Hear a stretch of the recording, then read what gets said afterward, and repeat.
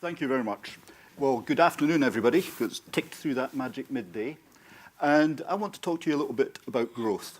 And growth from a Met Office perspective can come in two forms.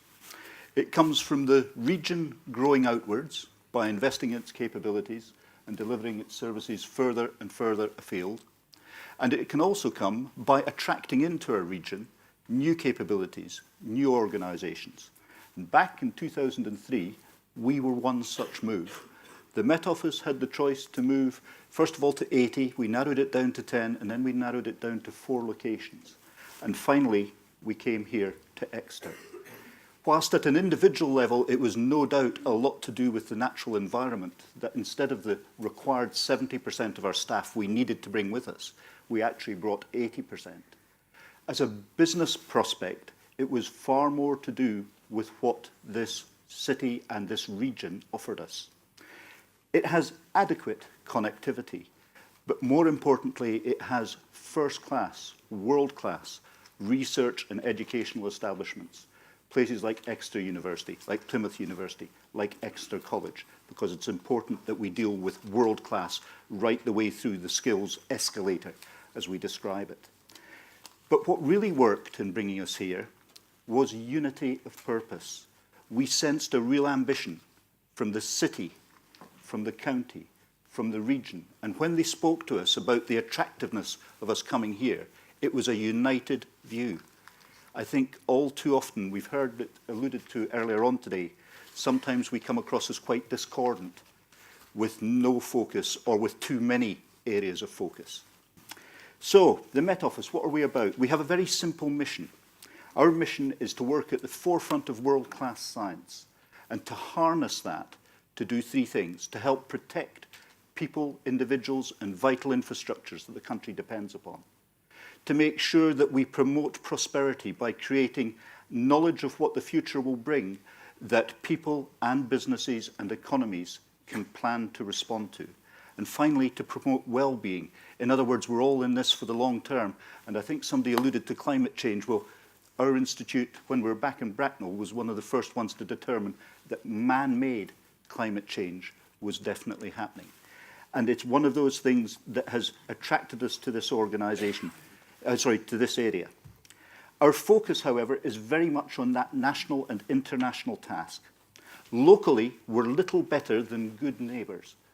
We participate in STEM activities, we support skills development, but we only put our investment and our collaborations in with the university, as we do, and with a number of other institutions across the region, where that will impact on our national and our international role.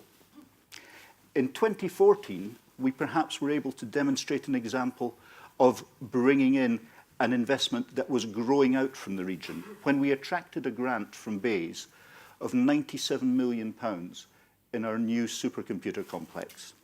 That was predicated on the ability for us to enable, over a 5-year period, more than £2 billion in the socio-economic benefits available to the United Kingdom. We've done that, and now if you go to Exeter Science Park, you will find that we've got our new HPC operating, and alongside it is a collaboration building. Because there was one other element of that business case which was new for the Met Office, and that was a commitment to support and promote regional growth within the Southwest as part of that business case. Interestingly enough, though, none of the financial benefits were associated with it, because our focus remained on national and international activities.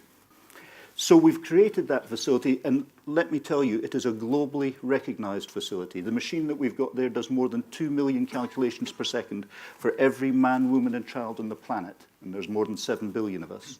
And it does that 24 hours a day, 365 days a year, and it's doing it in 99.7, 99.8% utilisation. That is a facility that was recognised in Moscow, in Beijing, in Tokyo, in Washington, in Berlin and in Paris, as much as it was in London.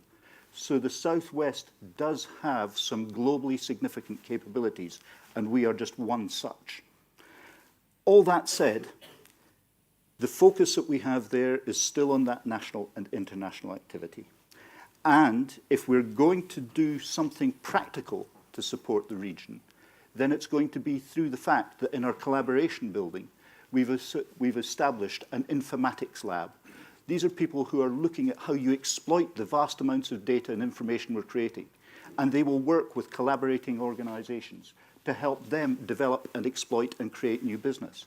Alongside that, we hope very soon to be joined by the Exeter University Environmental Futures Impacts Lab.